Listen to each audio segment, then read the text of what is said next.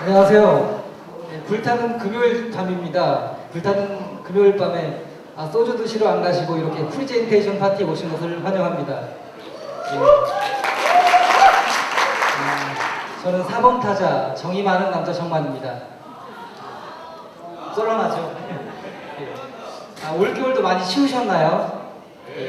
저는 청사관리를 담당을 하고 있는데요. 내부 민원들이 많이 들어옵니다. 직원들한테. 특히 그 산후조리 못하신 분들이 사무실이 뼈마디까지 시리신다고 하고, 어떤 분들은 내복을 너무 많이 입어가지고 내복이 아주 피부같이 느껴진다고 합니다. 그래서 한 5월까지는 못 벗을 거라고 그러는데요. 제가 오늘 발표할 자료는 우리나라에서 사용량이 가장 많은 에너지, 석유에 대한 이야기입니다. 우리가 석유를 얼마나 많이 사용을 하고 또 석유가 고갈되어 가고 있다고 하는데 그 해법은 없는지 한번 살펴보겠습니다. 발표 순서는 에너지 사용 현황, 석유란 무엇인가, 그 다음에 석유인간 호모 오일리쿠스, 석유가 고갈되고 있다, 석유 중독에도 탈출하기 순으로 말씀드리겠습니다. 여러분, 석유 하면은 어떤 생각이 드시나요? 오직 밥 생각밖에 없으시죠 지금? 저도 이 자료를 준비하기 전까지는 석유 하면은 그 자동차의 연료나 또는 예전에 떼던 뭐 기름 보일러 이 정도로밖에 생각을 못했어요. 근데 자료를 찾아보니까 우리나라 에너지 중에서 사용량이 가장 많은 게 석유라고 합니다. 약 한 40%나 되고 있어요. 분야별로 보면은 산업 분야가 57%, 그 다음에 수송 분야가 33%입니다. 제가 자료를 더 보니까 우리나라가 해외 에너지 의존도가 97%나 된다고 합니다. 97%나 된다고 하면 과연 우리나라한테 경제주권이 우리나라한테 있는 걸까요?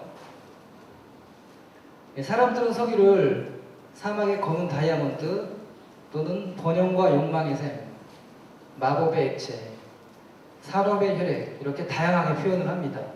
그러나 제가 여러분들한테 하고 싶은 얘기는 석유는 100만 년 이상 퇴적된 유한 자원이라는 겁니다. 오늘 자동차를 갖고 오신 분들도 100만 년 이상 된 유기물 수십 톤을 태우고 오신 거예요. 이 내용은 보신 분도 계시겠지만 2008년도에 KBS에서 방송된 다큐멘터리 내용입니다. 미국의 에너지학자 하버트는 석유를 먹고 입고 쓰는 현대인을 호모 오일리쿠스라고 표현을 했다고 하는데요.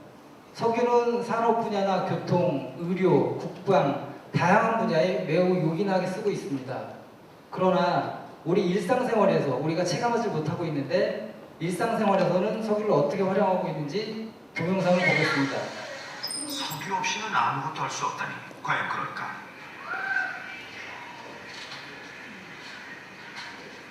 제작진은 한 가정의 허락을 받고 집안에서 일상생활 속의 석유 제품을 모두 꺼내보는 실험을 하기로 했다.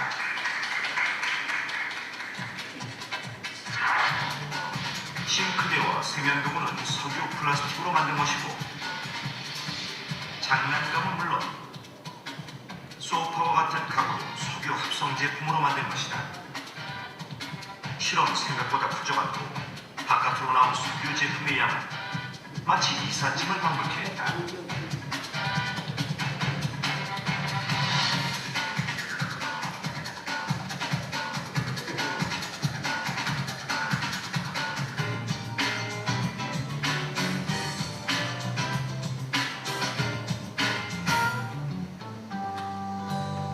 나를 보니까 이런 제 성가서 이런 제품도 보면 석유 화학 제품이라니까 정말 우리가 이렇게 아무렇지도 않게 생각하는 그런 공기처럼 석유 제품들이 우리 실생활에 구석구석 다 스며들어 있는 것 같아요.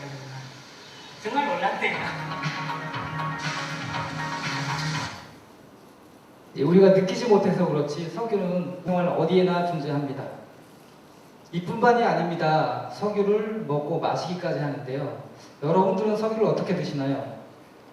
내용은 이렇습니다. 드디어 먹을 게 나왔는데요. 우리가 마트에 가서 과일을 하나 샀다고 치면 이 과일값 속에는 석유로 움직이는 농기계, 석유로 만든 농약하고 비료, 석유를 떼서 난방을 하고요.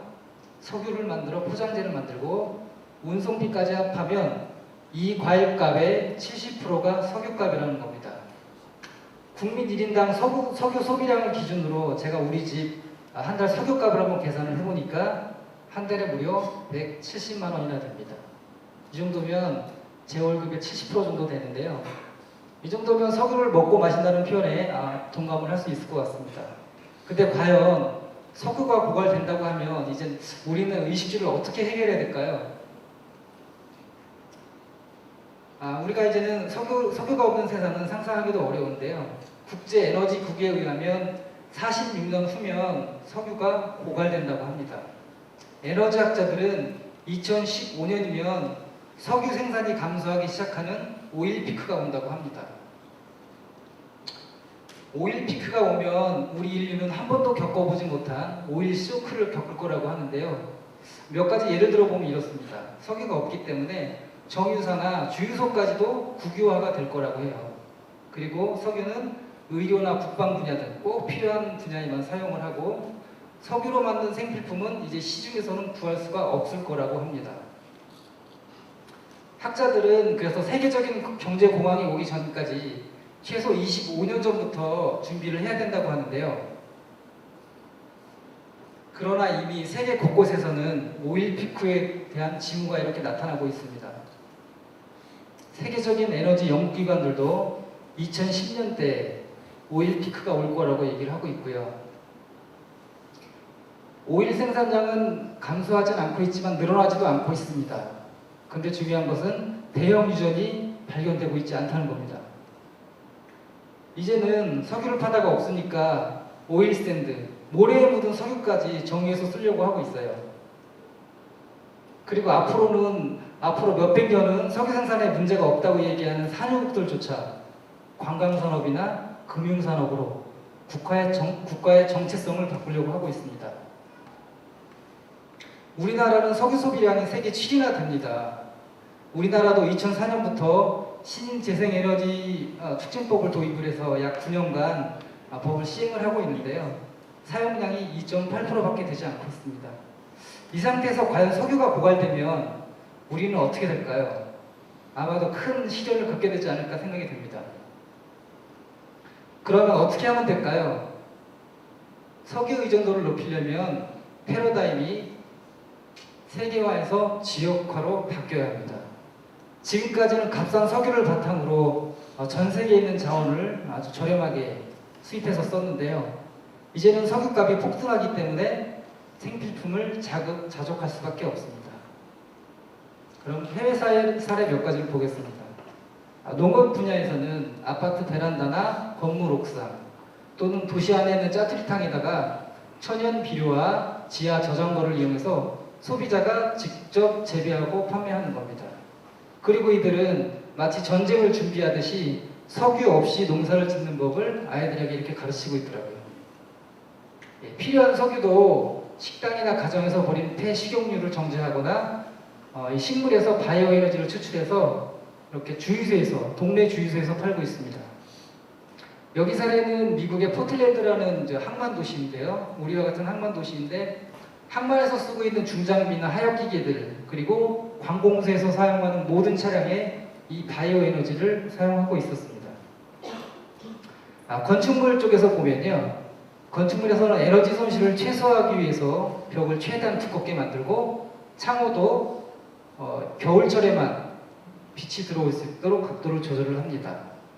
난방은 펠렛 보일러나 지열을 이용해서 난방을 하고요. 가정에서 필요한 전기는 풍력이나 태양열을 이용해서 얻고 있습니다. 그리고 건물 단열을 하기 위해서 이렇게 잔디를 넣는 모습도 있습니다. 다음은 교통 분야입니다. 이 도시는 주 교통수단을 아예 자전거로 선포를 했습니다. 그래서 도로를 개설할 때 가장 빠르고 아름다운 길에 자전거 도로를 만듭니다. 그리고 자전거 전용 신호체계하고 자전거용 지도를 제작해서 시민들에게 배포합니다. 그리고 오르막길 같은 때는 이렇게 케이블카를 이용해서 자전거를 싣고 갈 수도 있습니다. 그리고 여기 담당 부서 계시면 듣기 싫어할 말씀이실 텐데요. 이 시민 중에서 자전거 출퇴근제를 신청을 하면 공무원이 직접 방문해서 목적지까지 동행을 한답니다. 담당 부서 계시면 죄송합니다.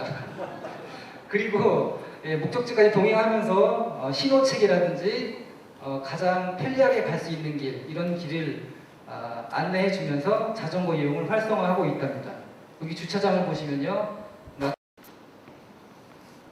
이들은 이렇게 수년 전부터 석유를 줄일 수 있는 노력을 해왔기 때문에 이제는 석유가 없어도 두렵지 않을 거라고 합니다. 제가 소개시켜드린 몇 가지 사례는 혁신적인 내용은 아닙니다. 또는 우리나라에 이미 도입되어 있는 사례도 있는데요. 제가 이들에게 좋은 점을 꼽자면 이들은 먼저 시민의 마음을 움직인다는 겁니다. 에너지 절약에 대한 필요성을 그들에게 충분히 알리고 공감을 하면 시민들이 주도적으로 움직여서 다양한 의견이 모아지고 지속적으로 추진이 가능했다는 겁니다.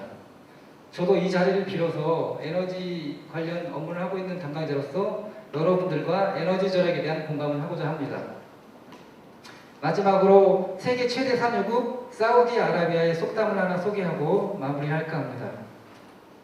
내 아버지는 낙타를 타셨고 나는 자동차를 탄다. 내 아들은 자가용 비행기를 타겠지만 내 손자는 다시 낙타를 타게 될 것이다. 어쩌면 우리 현대문명은 더 많은 부를 축적하기 위해서 우리 아들과 딸들이 써야 될 석유까지 훔쳐쓰고 그들을 위기 상황으로 내몰고 있는지도 모릅니다. 우리 후손들이 더 좋은 과학기술을 개발해서 더 이상 석유가 필요 없을 때까지 에너지를 나누어 주어야 합니다. 미래를 예측하고 시장을 선점하면 역사의 주인공이 될 수 있다는 말이 있습니다. 우리 평택시도 미래를 향한 커다란 변화를 준비하고 있는데요. 이제 그 역사의 주인공이 평택시고 대한민국이었으면 좋겠습니다. 고맙습니다.